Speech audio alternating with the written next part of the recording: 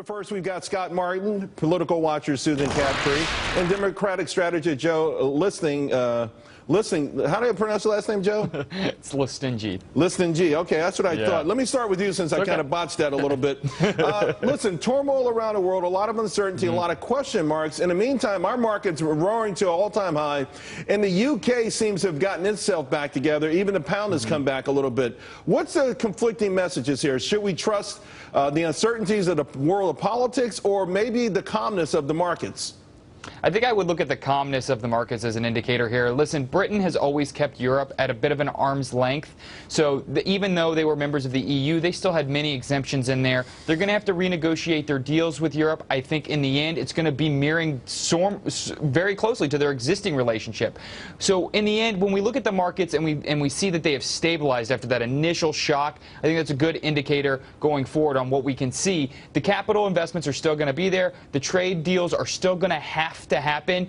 Europe is not going to let Britain go, and Britain's not going to let Europe go. They have a symbiotic relationship, and it's important that they maintain those, and that's the #1 goal over there right now. Scott? Yeah, but isn't this whole thing kind of breaking out into some sort of fight or some sort of give and take? I mean, that's the thing. I agree with the premise that they need each other. Okay, trade is a big part of this whole deal. But it doesn't feel to me just yet that Europe's going to all of a sudden play nice in the sandbox with a country that all of a sudden said bye-bye. You know what I mean? And that's the risk here. I think there's a lot of economic fragmentation that comes out of this vote in the next several years with regards to trade deals, with regards to job losses in the UK that we haven't seen hit the market yet. Well, that's also true. And Susan, I think there's a lot of question marks about Theresa May myself. You know, she, of course, was for Remain. She said Brexit is Brexit, so she's committed to that. But will she actually live up to the spirit of this? Will she actually go through? Because, you know, I listened to her 2 days ago. I thought Bernie Sanders was, forget Margaret Thatcher, I thought she was channeling Bernie Sanders. So what's going to happen there? Are we going to see the sort of capitalistic revival that was promised with this vote? Well, this was certainly a tumultuous process, and in the headlines, it was good for newspapers in Britain and in the U.S. But I think if you look at Theresa May, she is the former Home Secretary. She had a broader portfolio than even our Homeland Security Secretary. She knows the issues. She's known as tough. She's a reliable, moderate conservative. So we're moving from a more liberal person to a moderate conservative. I think, you know, the last time that Britain had a woman PM, I think they did pretty well. I'm not really concerned in the long term over there. There is a process. It's going to be tumultuous, good for headlines, but in the end, I think she brings a bit of stability to the situation with her background as both in the banking sector, as Home Secretary, and also in Parliament. Joe, I get it, and obviously the comparisons to Margaret Thatcher, of course, the Iron Lady, now they're calling this one the Steel Lady. But when someone says to me that workers are being exploited by unscrupulous bosses, that there's irrational behavior in big business, that there's an irrational, unhealthy, growing gap between workers and bosses' pay, and maybe we should put a regular worker on the board of all publicly traded companies, I don't know. It just doesn't sound like a moderate conservative to me. It sounds like a flaming progressive ready to take down capitalism.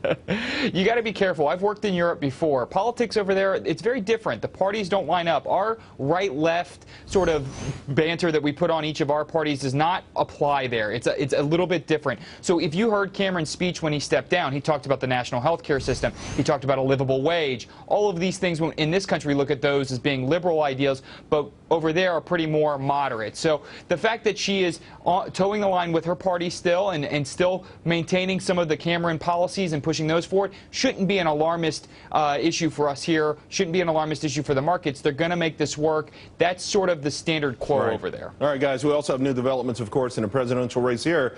Both parties seeing a major shift in their economic policy platforms. Republicans, well, they're leaning toward appeasing Donald Trump and his backers. They've taken a very strong stance on trade and the border wall. In the meantime, Hillary Clinton catering to the far left.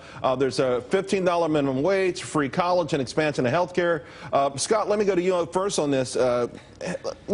Listen, you know, I think the biggest winner so far on these platforms is the Chamber of Commerce. You know what? As much as we talk about the establishment losing, we didn't hear about so far GOP is not saying they're officially going to dismantle They're NAFTA. in business now, right? You know, they're staying in. You guys got in. You got the stay of execution. You know what's funny? This is all not a surprise. It's just in time for the conventions. And it's just like, hey, we're going far right, we're going far left, and we're just pulling the voters apart. It's going to make for a lot of fun. fun in the next couple weeks at the conventions as they jaw out each other a little bit about the policies, the platforms, and trying to get that middle vote. Right. That's the key. That's the thing. That surprises me a little bit about what Hillary's doing here. Yes, she wanted the Sanders endorsement. She wants all the Sanders folks. But, gosh, she's going to take away. She's going to lose some of those middle people, I think. You know what, though? Both parties seem to be shifting further to the left in many ways. So maybe that's where the country is going. Maybe that's where the middle is going, even though Trump is winning right now with those independent voters. Susan, the idea now that you put these, you make these as official party platform items, now you've got to follow through, particularly building the wall. And listen, I don't know, how do we get Mexico to pay for it? And if they don't pay for it, will taxpayers be willing to pay for it? Well, that's interesting because you had Paul Ryan last night, talking about border security, border security, border security, and that plays very well with the House Freedom Caucus, which Boehner had problems with. But when you talk about another part of what Trump wants to do, rounding up people, illegal immigrants in this country and send them back, Paul Ryan was very quick to say that he's not for that. That's something that he doesn't believe is American, that it's good for the Republican Party or the country as a whole. So I think that you're not going to see his part. He's the Speaker of the House. You're not going to see him funding extra border security agents to round up these individuals. So that certainly was something we saw as a division last night.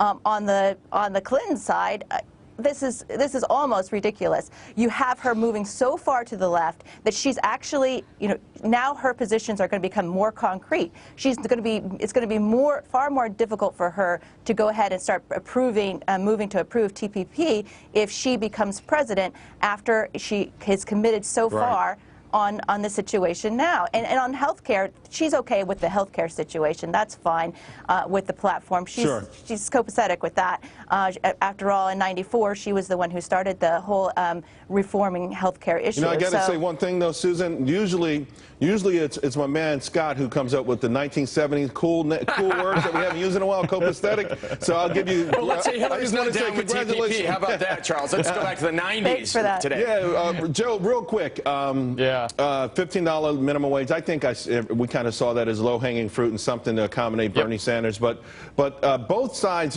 ultimately, I think, will have to explain to the American public how they pay for all this stuff. Yeah, absolutely. So listen, when we talk about party platforms, this is always the discussion around the conventions, because the party platforms is like, this is the only time we actually get to see that sausage-making process, and it's never pretty. But I actually think this year for the election cycle, we're looking at a little bit more of a base election, not a fight over this squishy middle.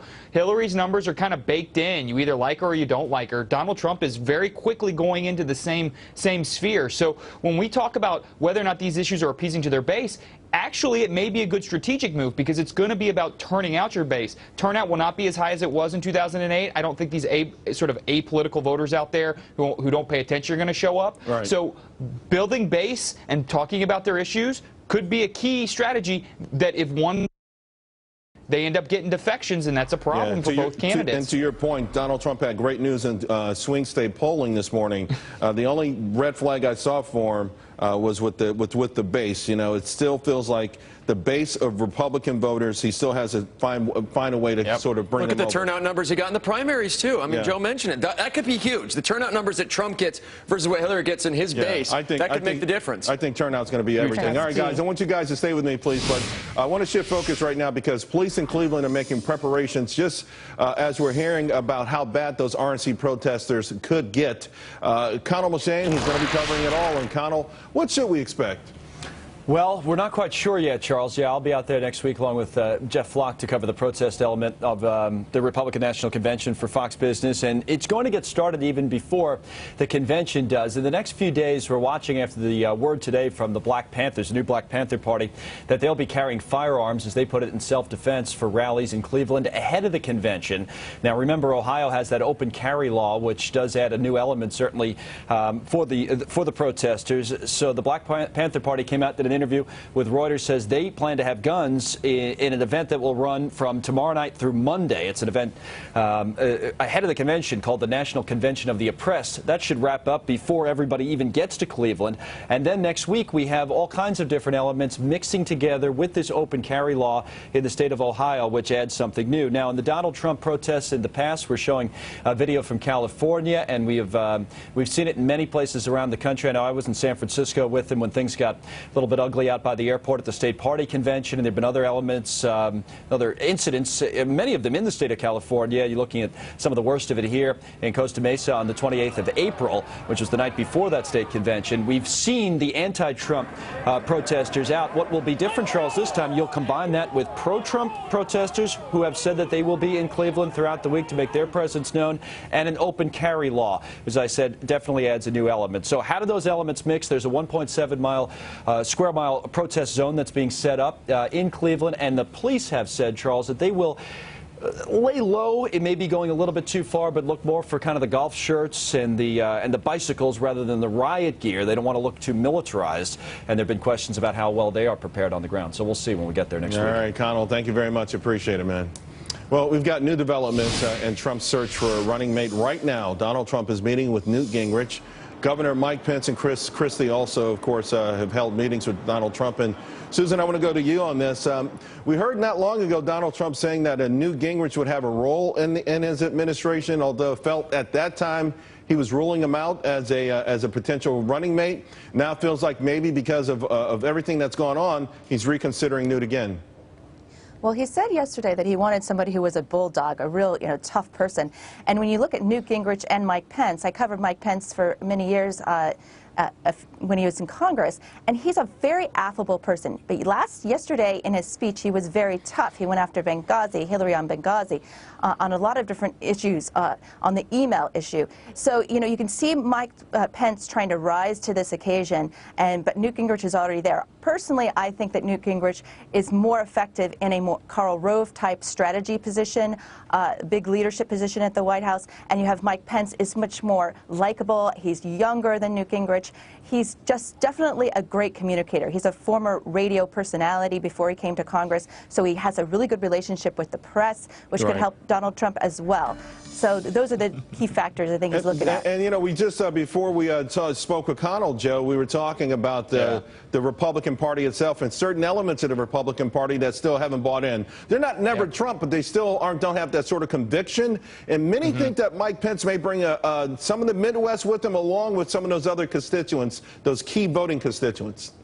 Yeah, and even in his home state of Indiana, there's been a big shakeup that Evan Bayh has announced that he's running for the U.S. Senate there, which has made that race even more competitive and makes Indiana a target for possibly both parties, which then having the governor on your ticket is a big dam, hopefully, to stop any bleeding there for Republicans. Pence is sort of what Donald Trump said he needed. He said, sort of, if he self-diagnosed and provided his own prescription, Pence fits that mold. When we look at Gingrich and we look at Christie, those are two different types of personalities. I agree with Susan. Gingrich would be probably much better as a chief of staff or someone on a more senior level, Karl Rove-esque, whereas Christie is the firecat that might complement him really well. New Jersey's not a state that's in play, but Christie brings this new element, this sort of this executive leadership that comes from this firebrand that fits right into Trump's mold. So when you look at it, it's like, do they complement each other or do they balance each other? And that's a very delicate thing that a vice president's got to do. What do you think? Okay, Scott, I'll ask you later, but we got to go to break in a moment. I want to remind the audience, of course,